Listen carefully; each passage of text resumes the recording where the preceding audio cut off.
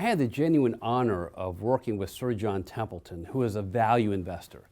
And he always told me you buy at the point of maximum pessimism. And this is a story that I love to share. It's June of 1815, and Napoleon is marching towards Waterloo, where he's going to meet the Duke of Wellington head on.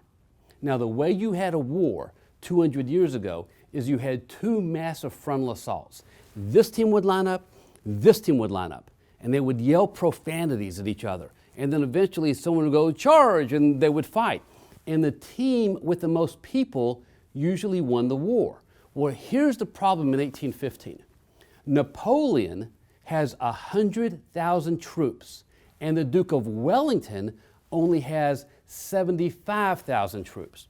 Everybody at the London Stock Exchange was really nervous that the Duke of Wellington was going to lose the war. He was outmanned, he was outnumbered. And so they were watching one key individual.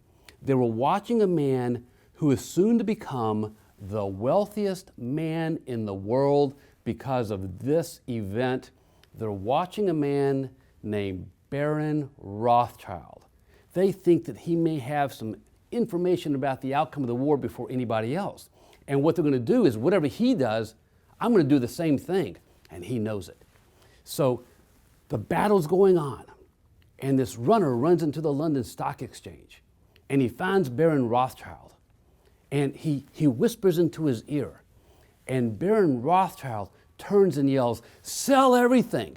And everybody starts to panic and they sell their stocks and bonds, and he leaves.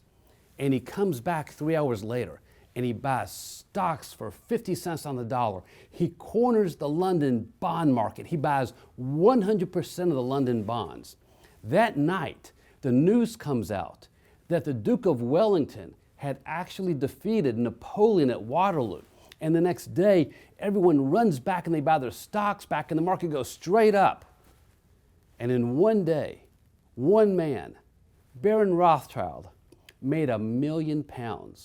Now, I had that adjusted for inflation and currency, and that's roughly the equivalent of $5.4 billion today. He did that in one day.